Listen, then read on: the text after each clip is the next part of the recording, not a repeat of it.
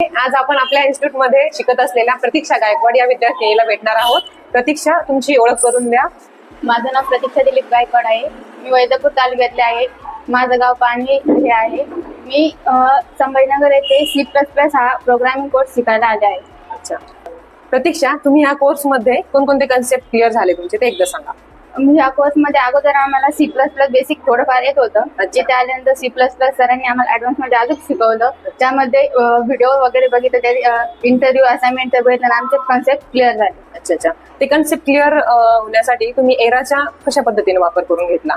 एरामध्ये आम्ही व्हिडिओ बघायचो, त्यात ते चॅलेंज राहायचे ते द्यायचो, असाइनमेंट इंटरव्ह्यू ते करायचो. असाइनमेंट मध्ये काही प्रॉब्लेम आले, एरर आले, प्रोग्रामिंग मध्ये सरला डाऊट विचार सर ते क्लिअर करायचे. अच्छा, आणि ते सरांनी तुमचं क्लिअर करून दिल्यानंतर त्यानंतर मग तुम्ही असाइनमेंट वगैरे अपलोड केलेले आहे सर्व. तसे तुम्ही टोटल किती असाइनमेंट अपलोड केले एरामध्ये? 82. अच्छा, या सर्व असाइनमेंट तुम्हाला त्याच्यामध्ये अपलोड करण्यासाठी किंवा कन्सेप्ट क्लिअर करण्यासाठी किती दिवस लागले? आम्हाला 2.5 महिना लागला.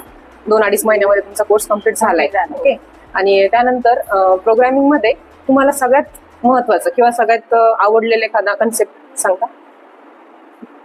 तुम्हाला म्हणजे कोर्स मध्ये तुम्हाला कोणता कन्सेप्ट जास्त आवडला किंवा क्लिअर झाला?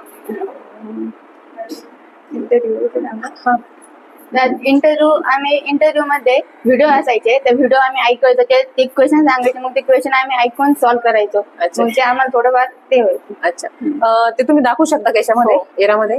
ठीक आहे, चला. इंटरव्ह्यू हे माझे असाइनमेंट नंबर 16 हे मी सॉल्व्ह केले. अच्छा, हा प्रोग्राम रन झालाय, याचं हे आउटपुट. अच्छा,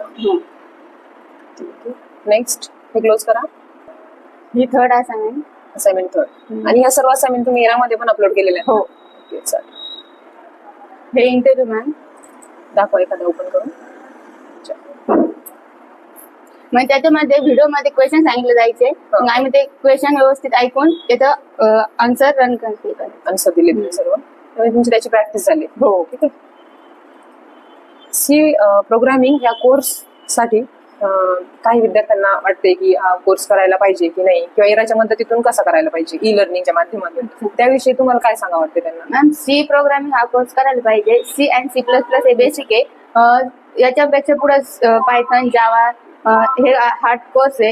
हे कन्सेप्ट बेसिक कन्सेप्ट क्लिअर असले की ते पुढचे कोर्स इझी जातात. त्यासाठी त्यातून तुम्ही आतापर्यंत म्हणजे सी प्रोग्रामिंग कोर्स सुरू करण्या अगोदर आणि नंतर तुमच्यात काय चेंजेस झाला, किंवा तुम्हाला काय वाटते की तुम्ही काय काय शिकले? अगोदर आम्हाला सी कन्सेप्ट थोडाफार येत होता. तिथं आल्यावर आम्ही जसं PC वर बसलो